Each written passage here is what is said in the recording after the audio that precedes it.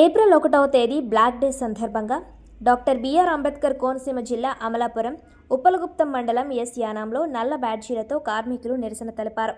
కార్మిక హక్కులను కాలరాయటానికి చేపట్టిన 4 లేబర్ కోడ్ను రద్దు చేయాలని the Ravva contract employees union S Yanam కార్మికులు నిరసన చేపట్టారు. కార్పొరేట్ కంపెనీలకు అనుకూలంగా తీసుకున్న నిర్ణయాలు కేంద్ర ప్రభుత్వం తక్షణమే ఉపసంహరించుకోవాలని రవ్వ యూనియన్ జనరల్ సెక్రటరీ దారా ప్రసాద్ డిమాండ్ చేశారు. కార్మిక గొంతును అణచివేయాలని చూస్తున్న కోడ్స్ను తొలగించాలని, పారిశ్రామిక సంబంధాలు, సామాజిక భద్రత మరియు వృత్తిపరమైన భద్రతకు సంబంధించిన ఈ చట్టాలు మార్చి కొత్త కోడ్స్ను అమలు చేయాలని చూస్తున్న కేంద్ర ప్రభుత్వాన్ని కార్మికులుగా తాము తిరస్కరిస్తామన్నారు. కొత్తగా అమలు చేస్తున్న 4 లేబర్ కోడ్లు తొలగించాలని, దీనిపై కేంద్ర ప్రభుత్వం వైఖరిని ఖండిస్తున్నామన్నారు. కేంద్ర ప్రభుత్వ వైఖరికి నిరసనగా భారీ ర్యాలీ చేపట్టారు. ఈ కార్యక్రమంలో working president Satti Suryanarayana, coordinator Magapu Srinu, కోశాధికారి Dangeti Prasad, joint secretary Panthadi Kamaraju, executive member S Yedukondalu, L Srinu తదితరులు పాల్గొన్నారు.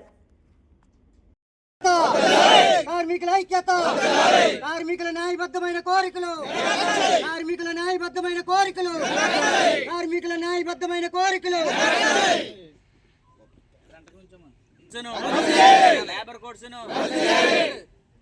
కేంద్ర ప్రభుత్వం తీసుకున్నటువంటి 4 లేబర్ కోడ్స్ కార్మికులకు వ్యతిరేకంగా తీసుకున్నటువంటి లేబర్ కోడ్స్ కార్మికులకు వ్యతిరేక. ఈరోజు బ్లాక్ డే. దేని నిమిత్తం అయితే కేంద్ర ప్రభుత్వం తీసుకున్న ఈ కొత్త లేబర్ కోడ్స్ ఏదైతే 4 ఉన్నాయో అవి వెంటనే రద్దు చేయాలని మేము ఆల్రెడీ ఫిబ్రవరి 12వ తారీఖున దేశవ్యాప్త సమ్మె చేయడం జరిగింది.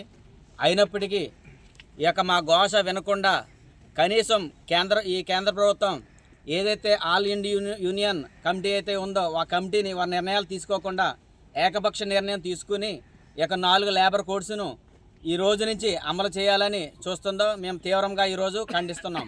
అదే రీతిగా ఈ చట్టాల వల్ల ఒక 29 చట్టాలు కనుమరుగైపోతున్నాయి. మేము కోరేది ఒకటే, దయించి కేంద్ర ప్రభుత్వం ఇప్పటికైనా వెనక్కి తీసుకుని ఈ 4 ఏవైతే చట్టాలు ఉన్నాయో ఆ చట్టాలను తీసుకోకుండా స్టాప్ చేయాలని మేము ఈ సందర్భంగా తెలియజేస్తున్నాం. అదేవిధంగా ట్రేడ్ యూనియన్ యాక్ట్ 1926 ఏదైతే ఉందో అందులో ఎంతోమంది కార్మికులు కష్టపడి తెచ్చుకున్న హక్కులను ఈ రోజున ఈ 4 కోడ్లతో సవరించి చాలా విధమైన కోడ్లను మాకు తీవ్ర నష్టం చేస్తుంది ఈ కేంద్ర ప్రభుత్వం.